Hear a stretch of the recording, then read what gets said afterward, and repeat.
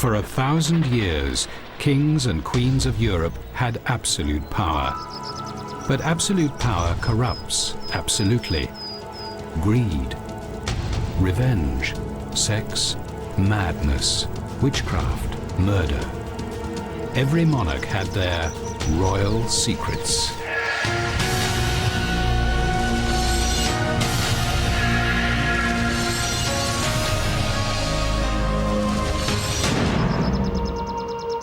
All societies need justice, even monarchies where royals were above the law. But many kings used or abused the rules of society to their own ends. Austrian Emperor Joseph II issued 10,000 laws trying to create a perfect world. English King Henry VII twisted the law to make himself rich, while Henry II's search for a new English legal system ended in murder. The kingdoms they ruled were beset by law and disorder.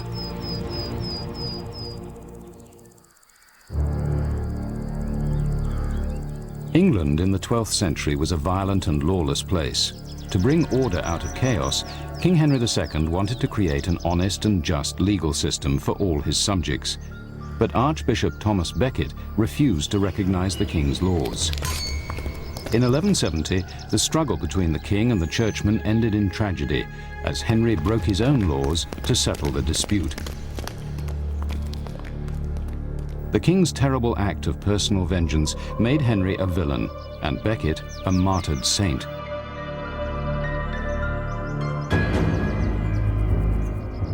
Justice was cruel and capricious in the Middle Ages. Guilt or innocence were often determined in trial by ordeal. A defendant might be challenged to single combat or thrown into deep water to see if God would protect him.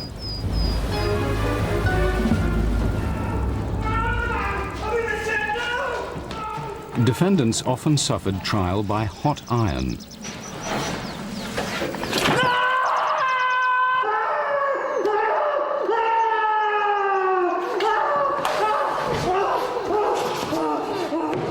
The accused had to pick up an iron bar from boiling water and carry it for 10 paces.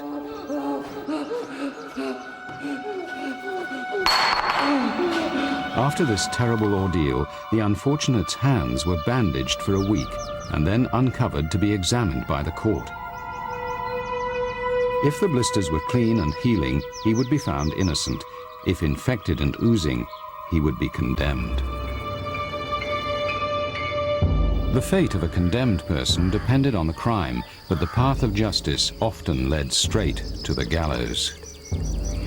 Of course, the rich and powerful were immune from the law and its punishments.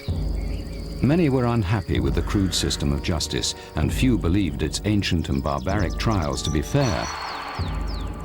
Among those who wanted reform was the king himself, Henry II. Determined to bring justice to all, Henry set up a system of traveling judges invested with royal power.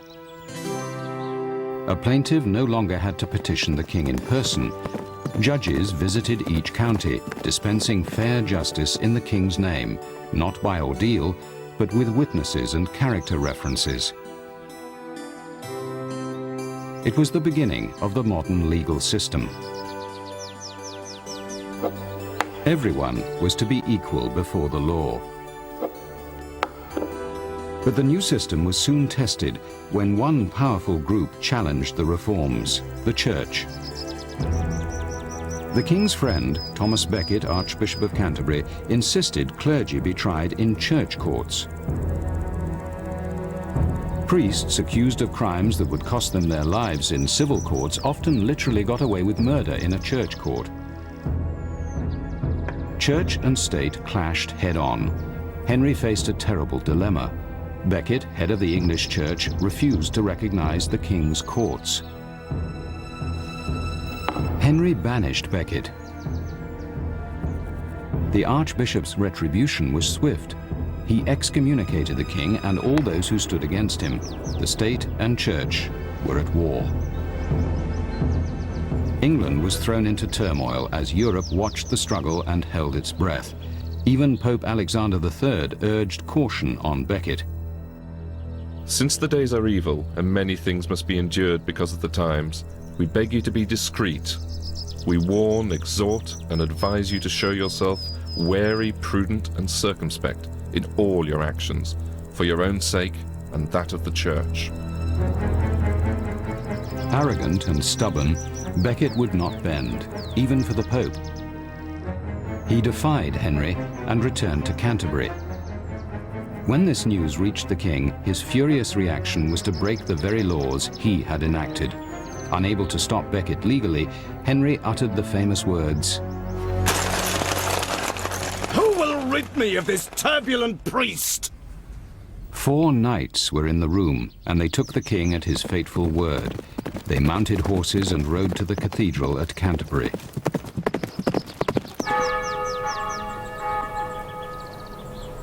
Becket was not alone in the cathedral that day.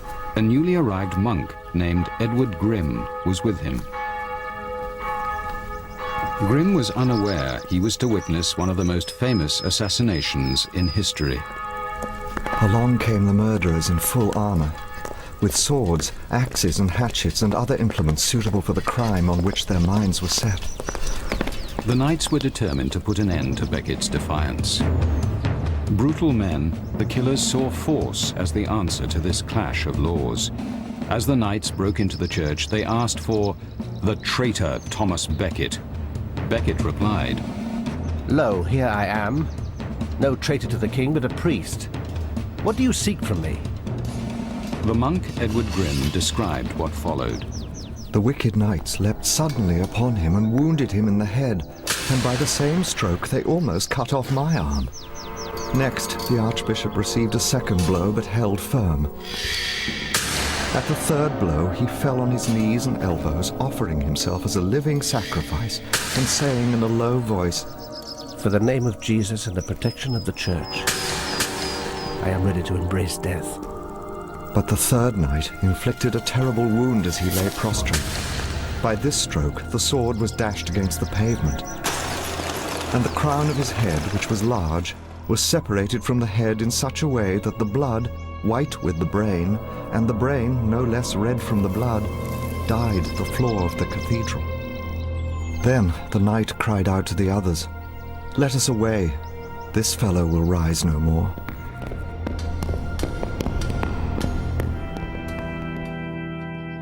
As the archbishop's body lay on the cathedral floor, the legend of Becket the martyr was born. An observer noted the people's reactions at the time. Some of them smeared their eyes with blood. Others brought bottles and carried off secretly as much of it as they could. Others cut off shreds of clothing and dipped them into the blood. At a later time, no one was thought happy who had not carried off something from the precious treasure of the martyr's body. Henry II paid a price for Becket's murder.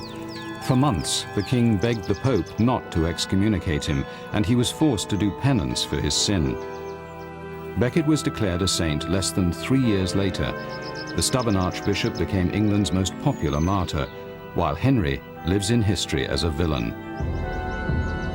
But the legal system Henry introduced flourished. Though he had been forced to break his own laws, his foresight forged the backbone of modern British law, but always in the shadow of that turbulent priest.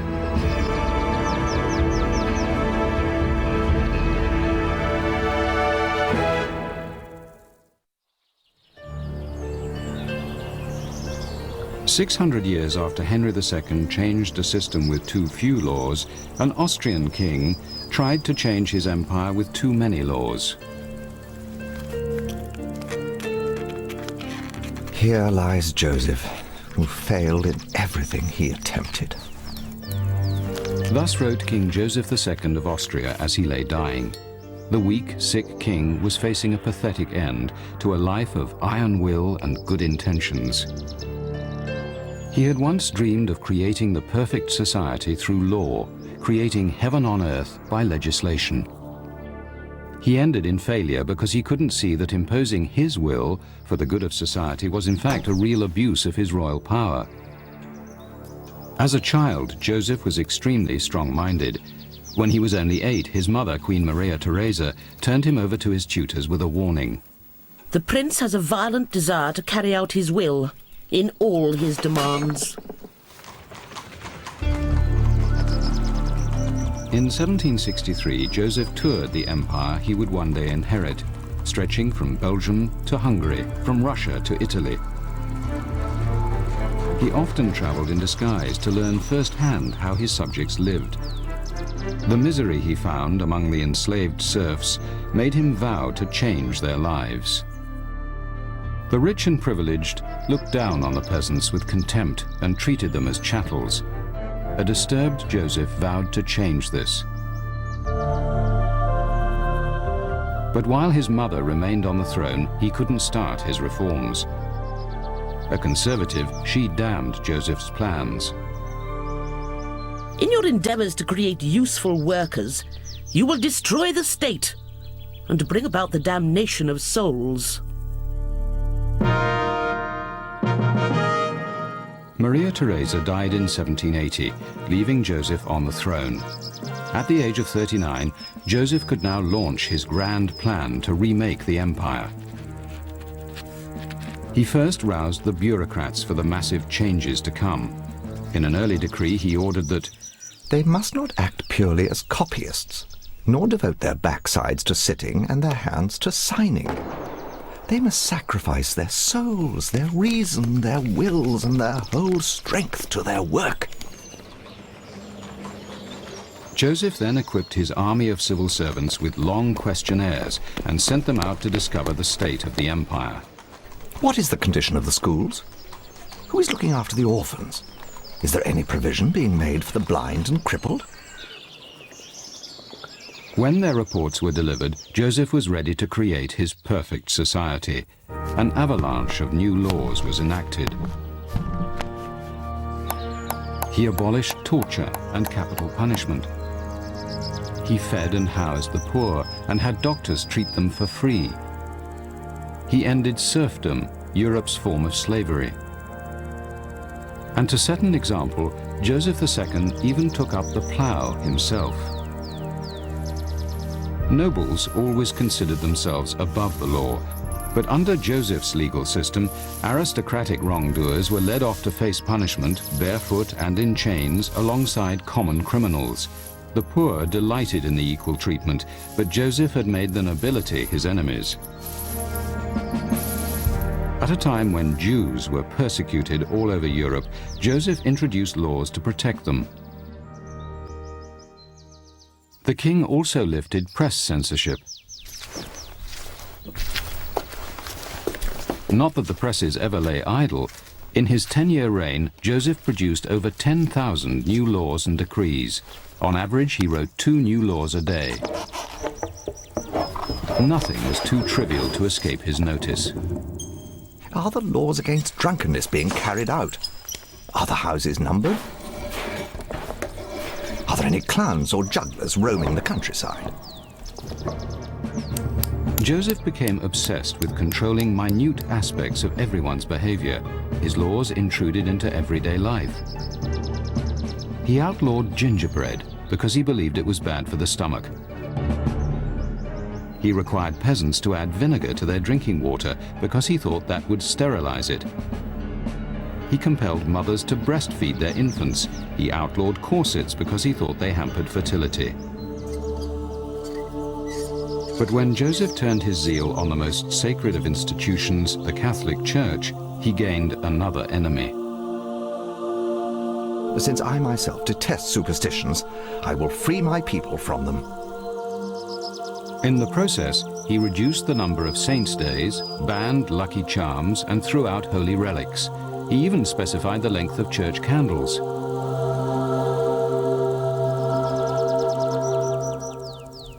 Then Joseph banned expensive coffins. To avoid waste, he ordered corpses to be placed in a sack and laid into a newly designed coffin. A hinged bottom opened, dropping the sack into the grave. The coffin could then be reused endlessly. Reusable coffins were the last straw for nobles and commoners alike. Facing mass public protest, Joseph backed down. Since so many of our subjects remain so concerned with their bodies even after death, when they are nothing more than stinking cadavers, His Majesty no longer cares how they choose to bury themselves. Convinced he knew best, Joseph enacted the laws without consultation. He was blind to the resentment his subjects felt for the new rules that governed even the most intimate details of their lives. The intrusive laws backfired. Leaving no corner of life untouched, Joseph managed to enrage everyone. Nobles despised their loss of lands and privileges. Peasants resented their loss of customs and holidays. Protests and riots broke out all over the empire. Some opponents exploited one of Joseph's chief reforms against him. They used the freedom of the press. Articles appeared in the Austrian papers attacking Joseph's laws. The king responded by restoring censorship. Instead of sending bureaucrats to learn from his subjects, he now dispatched agents to spy on them. Finally, the strain of work and his stubborn perfectionism took their toll. Joseph developed tuberculosis. Hearing of his weakness, his enemies seized the chance to rebel against Joseph and demand an end to his mountain of laws. Vomiting blood, barely able to breathe, Joseph faced a bitter choice: abandon his life's work of legal reforms or lose his empire. 3 weeks before he died, he gave in and erased most of his laws from the statute books. I do not regret leaving the throne. All that grieves me is to have made so few people happy. I will agree to anything. Just let me die in peace. He did die in peace, though he kept signing new decrees up to a few hours before his death.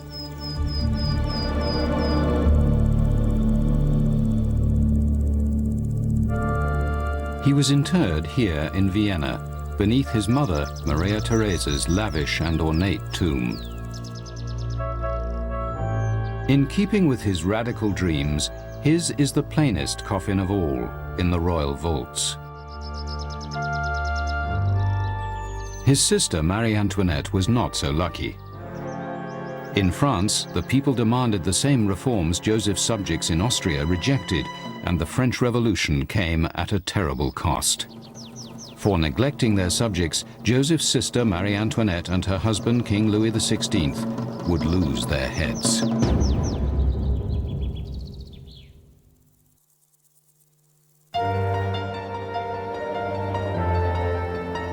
While Joseph's laws ended up ruining him, Henry VII of England twisted his laws to make money.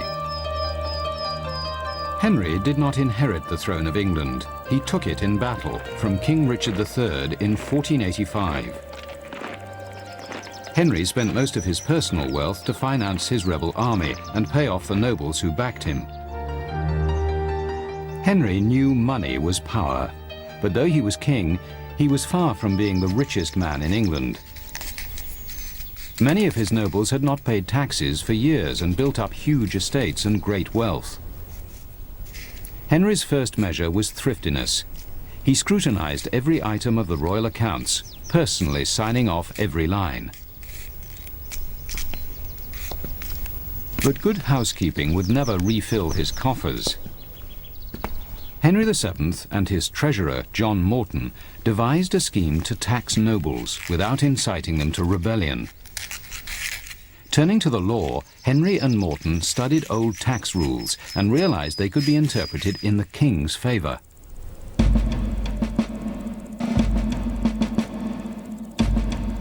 The scam, which became known as Morton's Fork, meant that if a noble looked and acted rich, he could be heavily taxed. And if he looked poor, he must be hiding his wealth, so he would be taxed for the same amount anyway. Either way, Henry VII got the cash. To put the law into practice, the king and Treasurer Morton travelled around the country with the royal court, inviting themselves to dinner with England's richest men.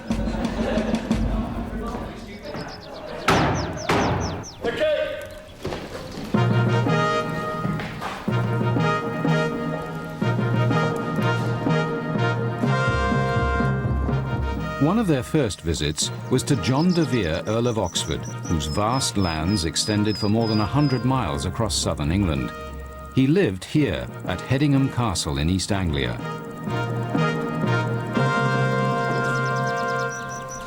My lords, ladies and gentlemen, His Majesty the King. An old friend of the king's, the loyal Earl, had helped Henry win his crown.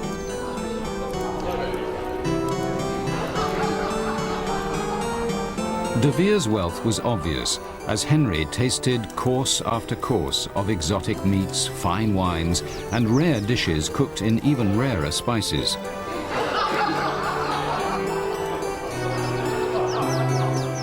Nothing, De Vere felt, was too good for the king. As he ate, Henry tallied up the cost of the feast. He included the cost of De Vere's servants, all wearing the silver livery badges which marked their loyalty to the mighty Earl. Treasurer Morton was determined to sample all of De Vere's splendid offerings and produce a profit for his master, the king. At the end of the banquet, Henry bid farewell to his old friend De Vere. My lord, I have heard much of your hospitality, but I see it is greater than the speech. These handsome gentlemen and yeomen which I see on both sides of me are all your menial servants? May it please your grace, they are most of them my retainers, come to do me service such a time as this, and chiefly to see your grace. By my faith, my lord, I thank you for your good cheer, but my laws must not be broken before my very eyes.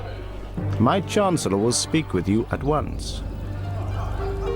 For his lavish hospitality, the host received a huge tax bill. The wealthy John de Vere had fallen victim to Morton's fork. The king and his entourage wandered from one rich noble to another, gorging themselves at lavish feasts and helping themselves to their host's holdings. And if a rich man's meal was meager, the king would tax his host for being too stingy. There was no avoiding the taxman.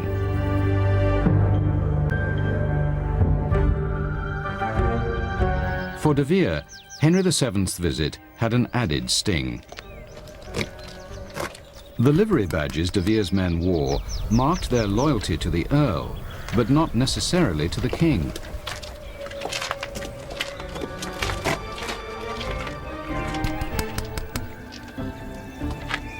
The footmen De Vere gathered to impress his king violated the law against private armies, and another fine was added. Using the law, Henry had his loyal friend fined twice.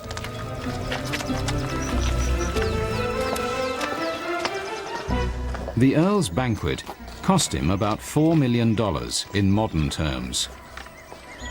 De Vere had to sell several estates to pay the bill and almost went bankrupt. After 25 years of eating and collecting taxes, the king's coffers were full. Henry VII died the richest man in England.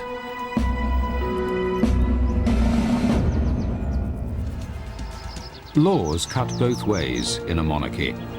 Wily King Henry VII profited from the law by knowing how to use it, but the legal systems they constructed crushed Joseph II and nearly brought down Henry II. In the end, not even kings could live above the law.